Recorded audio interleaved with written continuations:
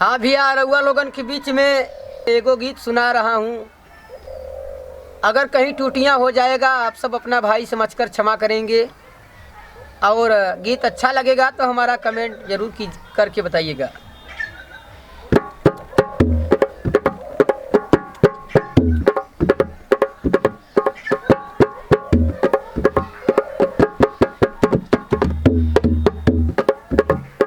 कितना लोग मर गईले वाले मेलावा में, कितना लोग मर गईले वाले मेलावा में। भगदड़ लागल बाटे भक्त अइले मेलावा में, भगदड़ लगाल भक्तगण अइले ओही मेलावा में।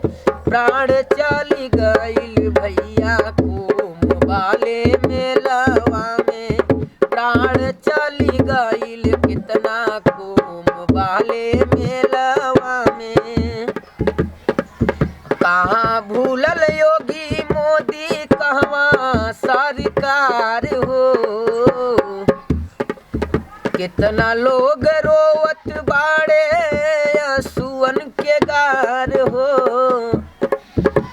लाश पे लाश ढकलाइल बाटे वाले मेलावा में, लाश पे लाश ढंगलाइल बाटे वाले मेलावा में।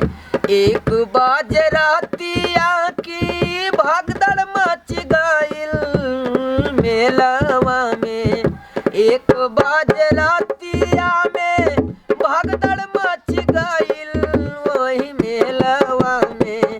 प्राण बहुत गइल कुंभ के मेलावा में, प्राण बहुत गइल कुंभ के मेलावा में। हर साल से ज्यादा यह साल रहल बड़ी भीड़ हो। केहू नाही केहू बुझे केहू एक पीर हो। रसिया राहुल गावे दुख भरी कहानी यही अकेलावा में। लाश पे लाश ढंगलाइल ओही वाले मेलावा में, लाश पे लाश ढंगलाइल वही वाले मेलावा में।